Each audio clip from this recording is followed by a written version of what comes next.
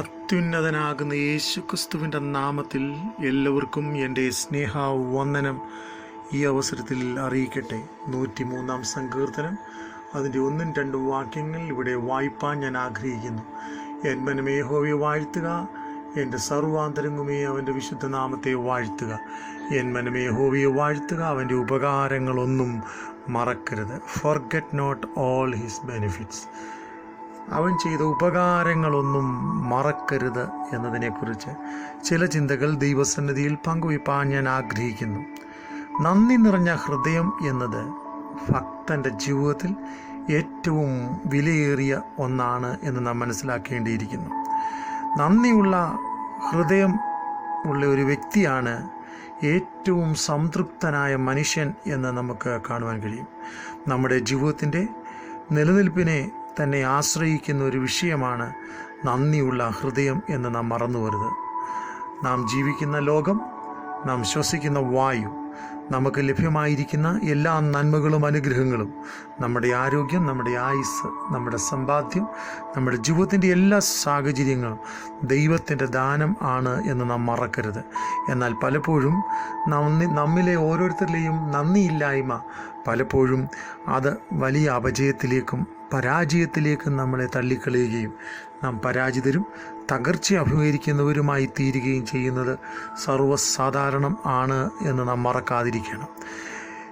ദൈവവചനത്തിൽ നാം കാണുമ്പോൾ ദൈവിക നടത്തിപ്പിൻ്റെ അത്ഭുതം കണ്ടവരാണ് ഇസ്രായേൽ സമൂഹം എന്ന ദൈവവചനത്തിൽ നമുക്ക് കാണുവാൻ കഴിയുന്നു. ജീവിതത്തിൻ്റെ ആവശ്യവേളകളിൽ ദൈവം അതാത് സമയങ്ങളിൽ തൻ്റെ ഭക്തന്മാർക്ക് വേണ്ടി ഇറങ്ങി വന്ന് വിടുവിക്കുകയും തൻ്റെ മക്കളെ നടത്തുകയും ചെയ്തത് ദൈവവചനത്തിൽ ആദിയോടന്തം, വിശേഷാൽ പഴയ നിയമത്തിൽ നമുക്ക് കാണുവാൻ കഴിയും.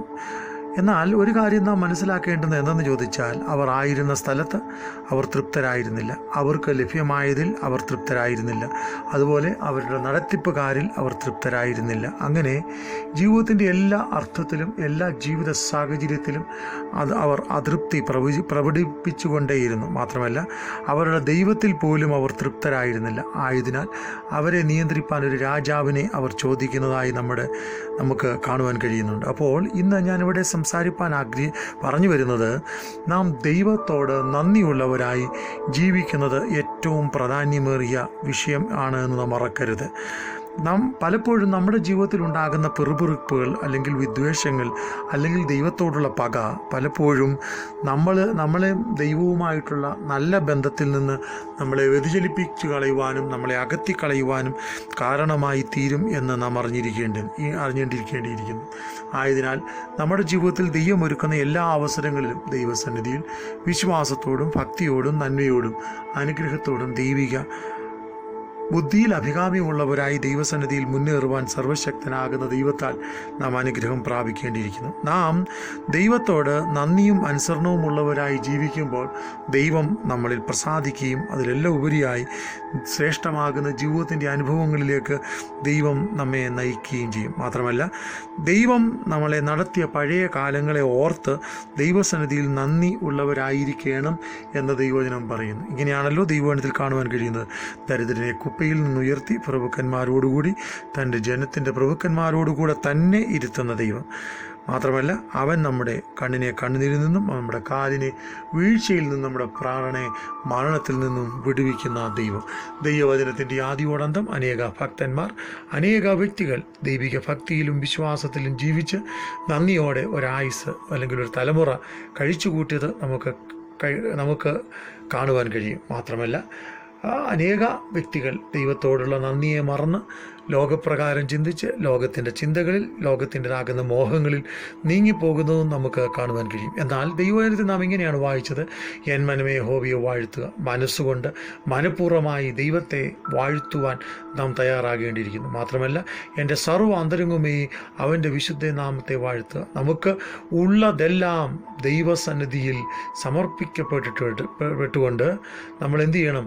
ദൈവത്തെ നന്ദിയുള്ളവരായി സ്തുതിപ്പാൻ മറന്നു പോകരുത്. പിന്നെ ഈ 2-ാം വാക്യത്തിൽ വായിക്കുമ്പോൾ, എൻ മനമേ യഹോവയെ വാഴ്ത്തുക, അവൻ്റെ ഉപകാരങ്ങളൊന്നും മറക്കരുത്. ദൈവം നമുക്ക് ദാനമായി തന്നിരിക്കുന്ന ആയുസ്സ്, ആരോഗ്യം, ജീവിത സാഹചര്യങ്ങൾ, അവസ്ഥകളെല്ലാം താൻ നമുക്ക് നൽകി തന്നിരിക്കുന്ന എല്ലാ അനുഗ്രഹങ്ങളെയും ഓർത്ത് നാം ദൈവത്തെ സ്തുതിക്കേണ്ടിയിരിക്കുന്നു.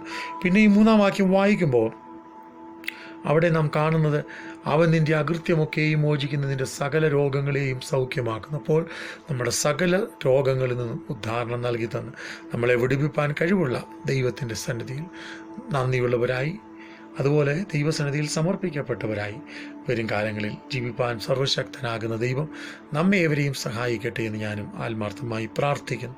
സ്വർഗീയ പിതാവേ, നിൻ്റെ ജനത്തിനായി ഞാൻ പ്രാർത്ഥിക്കുന്നു. ഞങ്ങളുടെ ജീവിത നാളുകളിൽ നന്ദിയുള്ളവരായി അപ്പച്ചനോട് മാത്രം കൂറുപുലർത്തി വിശ്വസ്തയിൽ സത്യത്തിൽ ജീവിപ്പാൻ അങ്ങ് ഞങ്ങളെ സഹായിക്കണം. ദൈവകരങ്ങളിലേക്ക് ഏൽപ്പിക്കുന്നു. ദൈവവചനം കേട്ടിരിക്കുന്ന നിൻ്റെ ജനത്തിനായി സ്തോത്രം. ഏതെങ്കിലും സാഹചര്യത്തിൽ ചോർന്നു പോകുന്നവരായി, പരാജയമുള്ളവരായി നിൻ്റെ മക്കളായിരിക്കുന്നെങ്കിൽ ബലപ്പെട്ടു തനം, ശക്തീകരിക്കണം. ആത്മാവാം വഴികാട്ടിയുടെ നല്ല വരദാനങ്ങൾ നിൻ്റെ ജനത്തിൻ്റെ മേൽ പകർന്ന് കർത്താവ് മാനിക്കണം.